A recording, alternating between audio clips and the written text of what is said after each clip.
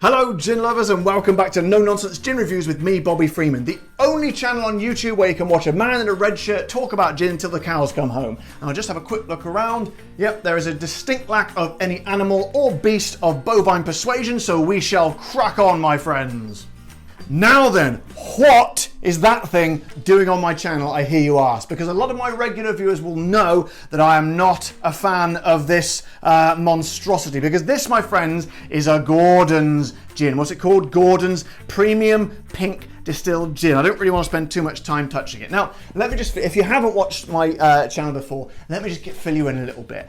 I am not a fan of the Gordons here on No Nonsense Gin Reviews. I've said many times before, they are not, I don't want to go too negative on them, but basically they're not a great gin. But the reason I do get so wound up about them is that they are everywhere. They are like the sort of the evil overlords of gin.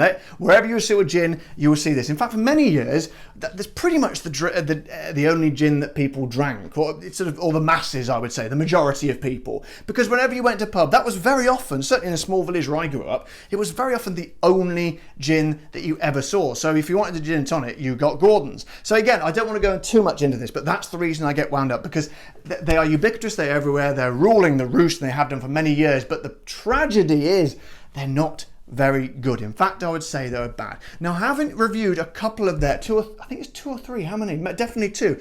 The original Gordon's one, to the Gordon's Elderflower one.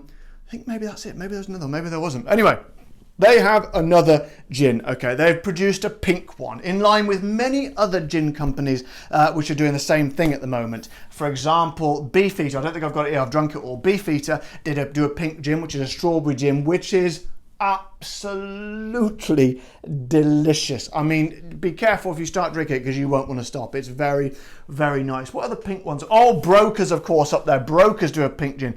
Absolutely spectacular. King of Soho do a pink one, tastes like strawberries and cream. I mean, out of this world. Strawberries goes very, very well with gin. So, what do we have here? Well, I shall tell you, my friends. This is Gordon's attempt at a pink gin. Now then, let's have a look at, not very much about it on the website. All it says is, inspired by the original Gordon's recipe from the 1880s. Well, that's not a very good start straight away. Gordon's Pink is perfectly crafted, really, to balance the refreshing taste of Gordon's with the natural sweetness of raspberries and strawberries. Well, that doesn't sound too bad, doesn't it? Apart from the fact that it's basically just Gordon's with some flavours added on. With the tang of red currant served up in a unique blushing tone, which is kind of meaningless really, but they're very often a bit sort of flamboyant with their language. All the gins, I mean that. So we'll let that go. Made using only natural fruit flavours to guarantee the highest quality of real berry taste. Okay then, right, I think it's important, my ranting is over now, my rant is over for the video. I think it's important to try, as I always do when I've previously tried the gin that I don't like, let's try and cast all these preconceptions aside and try and treat it as just another gin. Because who knows, Bombay Sapphire surprised me the other week with their Bombay Original gin. I've really sort of, I keep Gordon's and Bombay Sapphire very much in the same camp and always have done, haven't liked any of the Bombay Sapphire. However, they pulled it out the bag with their original gin. So who knows? Let's hope that, you know, something positive can come out of this sort of dirty, murky pool of negativity that is Gordon's gin. So, as always, let's have a little sniff of the fellow, shall we? No corks, that's disappointing straight away, but never mind. Right. Good Lord above. Ooh, blimey. Whoa. Okay. It's it smells like it's like cordial, you know, like extremely concentrated. Let me have another little. I'm quite shocked at that. Oh, do you know, it's extremely, those flavours we talked about, the strawberries and the berries, it's extremely strong. Strongest sort of smelling of sort of flavours I've ever had from a gin, I think. Bordering on like jelly or jello, as my American friends would say. When you sort of put it in the bowl when you're making it, you put that sort of like, you know, they got the raw jelly, you put it in with the hot water, that lovely smell you get off it. It's kind of like that. I have to say, it's not too bad. I do worry though, however, when it's so strong and so concentrated, is it going to move too far away from being a gin? Because this is the risk they always run with these, what I call novelty gins or fruit gins. is that they actually move away from what gin is, i.e. a juniper-based spirit. Brockman's did do that a little bit, but it was very, very nice. In fact, it reminds me a little bit of the Brockman's. Anyway, let's get the old fella in the glass, shall we? So, a little bit of a pour. Is it going to be a clean pour? Oh, squeaky clean, beautifully. Yeah, very nice. Let's get the old tonic in there. Lovely cold tonic today, as ever, because it's another boiling hot day here in London. So, a lovely cold tonic.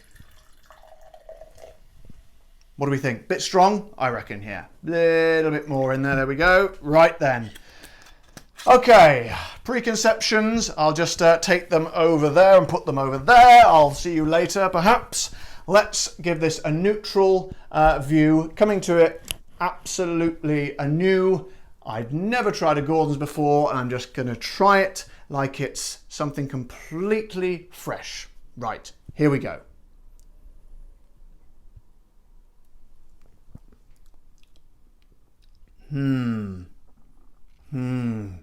Now this is interesting, okay? Because initially,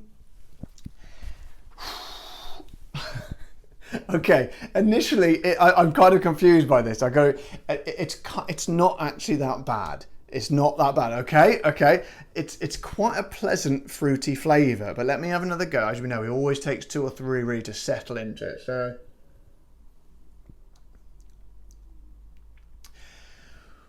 Well, do you know what? It's not, I would say it's the least bad Gordon's I've ever had. It's actually, the flavours actually work really well. Okay, I thought it was going to be too much, thought it was going to be too concentrated, but those berries and the strawberries come through really, really nicely, and they're actually quite nicely balanced. The good thing, I think the best thing about it is, because it is the original Gordon's recipe, but with these flavours bolted on. So what I'm trying to say is these flavours are so strong that they actually mask almost completely the unpleasantness of the Gordon's gin. So that's kind of a backhanded compliment, I think, really. Let me have one more go. Yeah, no, I'm getting it more now. I would say, out of any of the Gordons, if I had to choose one, if they put a gun to my head and said you've got to drink some Gordons, which unlikely, but you never know. I would say this is the one to go for. I'm enjoying this the most out of all of them, or sort of finding it the least unpleasant. It's a sort of a oh man, you do get, after 3 goes. First of all, I was just sort of kind of overwhelmed by the pleasantness of those berry flavours. I mean, who's not going to like strawberry and sort of red berry? It's a great combination.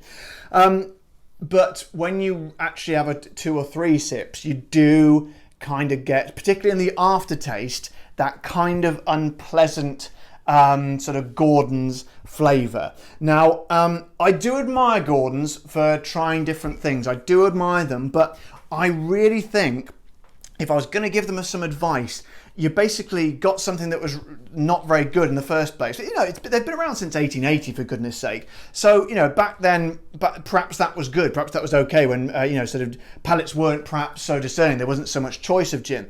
Now things have moved on, and there are a lot of gins on the market, as you all know, and they have really upped their game. The gin market and the gin, especially these new distillers, they have upped their game.